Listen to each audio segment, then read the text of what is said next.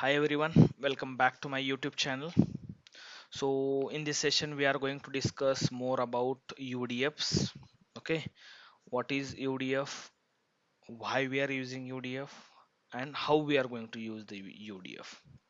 Okay, so let's start. So first is what is UDF? So UDF basically stands for user defined functions.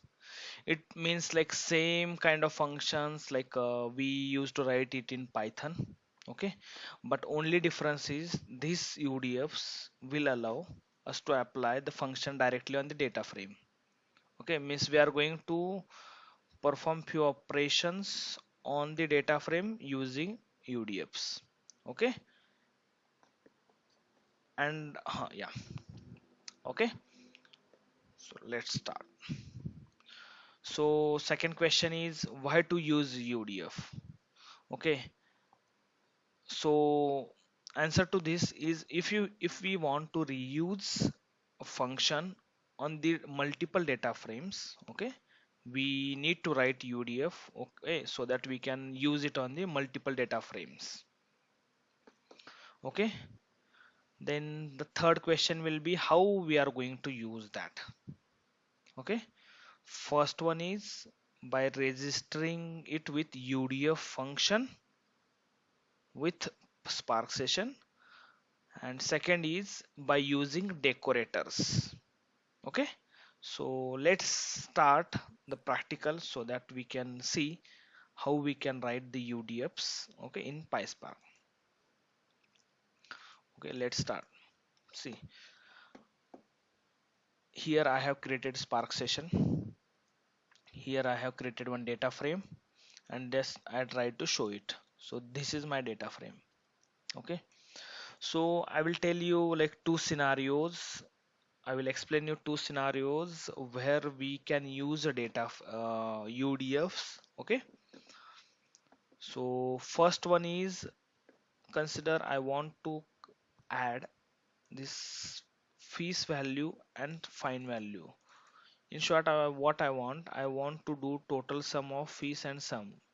So first row should contain 10,400, second row will contain 14,500, and third row will contain 12,800.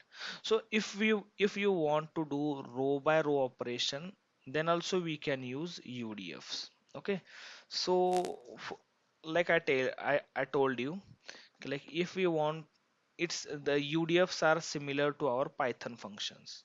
Okay, so if I want to write a function which takes two parameters and returns sum of those two. Okay, so how will I write? Okay, I will write def sum. Okay, and in that I will take two parameters x and y, and I just want to return x plus y.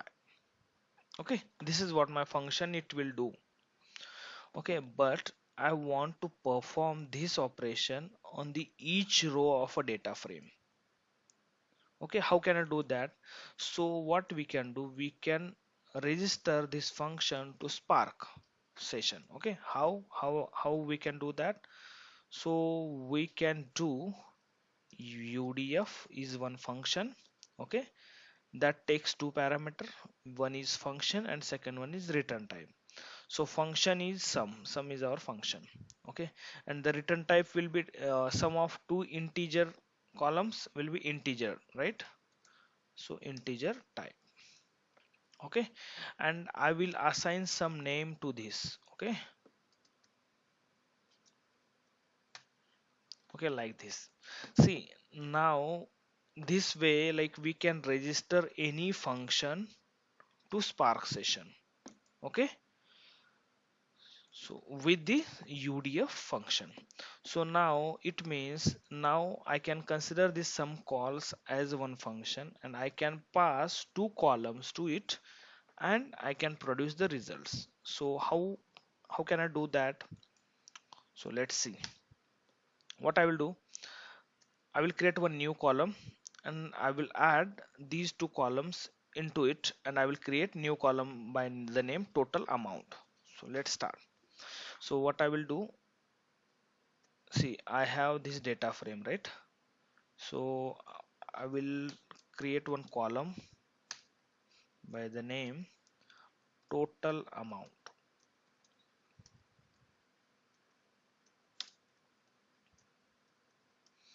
Okay, total amount. And in that, as I said, what I will do, I will call this function and I will pass. It takes two columns. Okay, one is fees and second is fine. Okay, through that way, what it will do, it will internally calls this function and it will perform row by row this operation. Okay, so if you want to see that, how can you see? I can write, I can store it in some data frame and I can just do show. Okay, just run it. See, you got it right. Earlier data frame was containing four columns, but the df column contain another column which is in of integer type, and the values are also the sum of these two columns.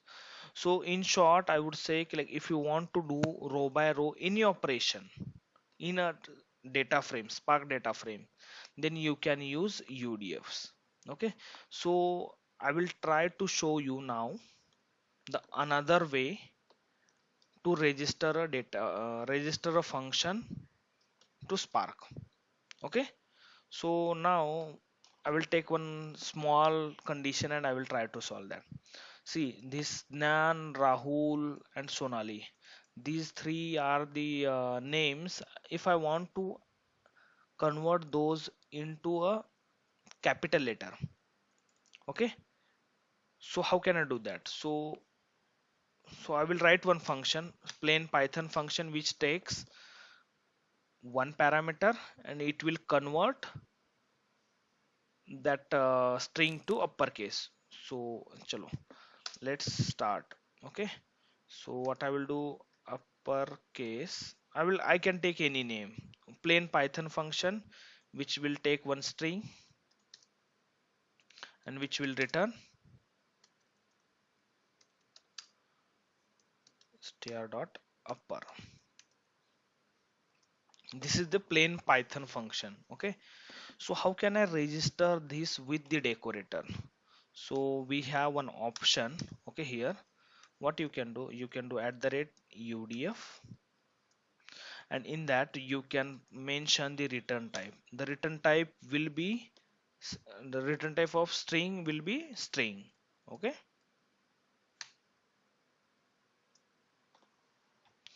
so this is the simplest way I would say, rather writing this function and trying to register with this one.